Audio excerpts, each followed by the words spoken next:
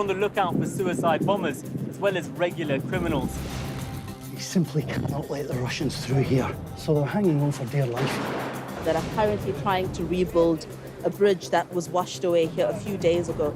It's Shanghai's most vulnerable who've suffered the most. Almost all the official dead are elderly and unvaccinated. These protesters have just found out that Sri Lanka's Prime Minister, Mahinda Rajapaksa, has resigned. It is a big moment for them. We break stories from more places than any other international news broadcaster. We are the leaders in global breaking news.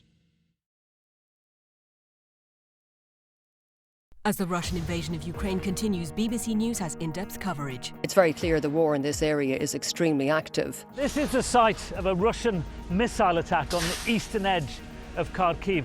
The Ukrainians have already pushed the Russians out of this city once. The fear is they're going to have to do it again. See the headlines as they happen with breaking news alerts in the app and get the full story with bbc.com/news. Follow the story for all the latest with BBC News.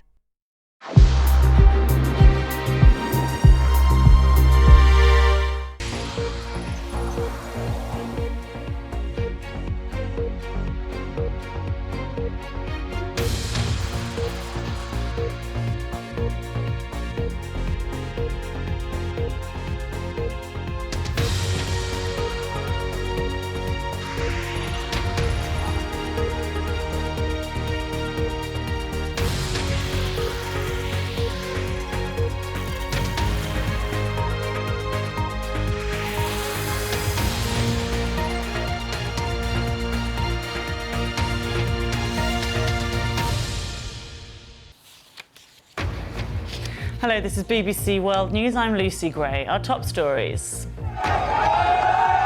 Dozens are injured as protesters storm the Iraqi parliament for the second time in a week. Pope Francis says health problems are likely to force him to travel less frequently and he may even have to retire. With all honesty, it's not a catastrophe. You can change your pope. It's not a problem. And Australia's Prime Minister reveals details of a referendum aimed at enshrining Indigenous voices in Parliament, bringing the country into line with Canada, New Zealand and the US.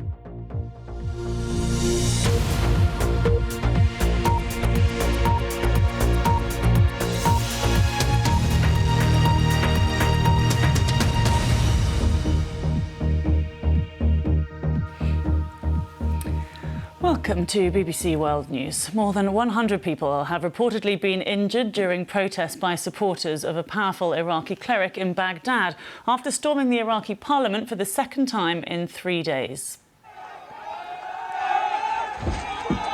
Thousands of Muqtada Sadir's backers have been demonstrating in opposition to plans to appoint a new Prime Minister. Mr Sadir's bloc emerged from elections last October as the biggest parliamentary faction, but without a majority.